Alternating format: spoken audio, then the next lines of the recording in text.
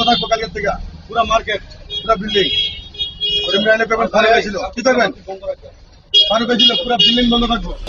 এই জোর জুলুম করে 50 টাকা নিয়ে যায়। 50 টাকা নেয় নেতারা। নেতারা কোন নেতা এটা?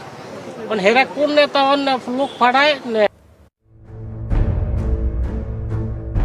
নতুন সরকার শপথ নেয়ার দ্বিতীয় দিন 19 ফেব্রুয়ারি দুপুর 2টা মোহাম্মদপুরের বসিলা সিটি ডেভেলপার্স এলাকায় গ্যাস সিলিন্ডার ব্যবসায়ী শাহিনের দোকানে 4 মোটরসাইকেলে হাজির হন 8 যুবক।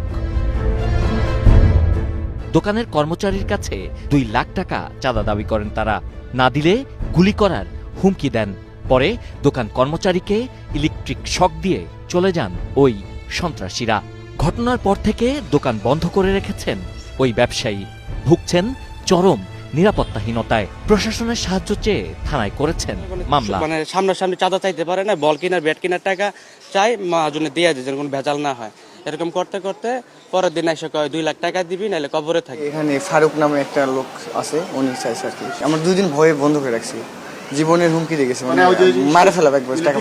19 ফেব্রুয়ারি বসিলার 40 ফিট রোডে একে পিচ টাওয়ারের নিচ ও দোতলার সব দোকান বন্ধ রাখার নির্দেশ দেন একই চাঁদাবাজ গোষ্ঠী। বন্ধ থাকবো কালকের থেকে, পুরো মার্কেট, পুরো বিল্ডিং। ইমরানের পেমেন্ট ফারুক ছিল, কি থাকবেন? ফারুক ছিল, পুরো বিল্ডিং বন্ধ থাকবো। আইসে বলছে যে দোকান বন্ধ রাখেন। বললাম যে কেন ভাই, কেন দোকান বন্ধ রাখবো? ওনারা বলছে যে আপনার দোকান বন্ধ রাখতে বলছে, বন্ধ রাখবেন। এই যে কিছু লোক আসছে আপনার আয়েশা বলছে যে দোকান মার্কেট বন্ধ করতে, কোনো কথা নাই, মার্কেট বন্ধ। কি জন্য মার্কেট বন্ধ, কি জন্য?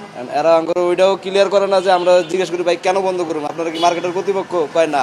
চাঁদার দাবিতে যে ফারুকের নামে এই হুমকি দেয়া হয়েছে তাকে অনেকে বলে থাকেন কালা ফারুক। কয়েকদিন আগে তাকে গ্রেপ্তার করেছিল সেনাবাহিনী। তিনি মোহাম্মদপুরের সন্ত্রাসী বাদল ওরফে কিলার বাদল এবং সাবেক শ্রমিক দল নেতা আলী কায়সার পিন্টুর অনুসারী। শেল্টার দেয় কারা, আপনি বুঝতেছেন না কারা দেয়? কারা দেয় বলেন একটু। এতদিন যাবত কারা দিচ্ছে? বিএনপির লোকজনই তো দিচ্ছে।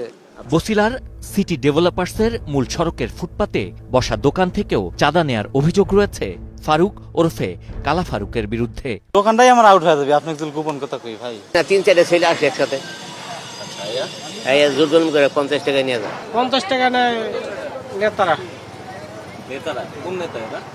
মানে হেরা কোন নেতা অন্য লোক ফাড়ায় নেয়। পুলিশ বলছে গ্রেপ্তারের পর জামিনে ছাড়া পেয়েছেন ফারুক। তবে তার বিরুদ্ধে আরও মামলা রয়েছে। তাকে ধরতে শুরু হয়েছে অভিযান।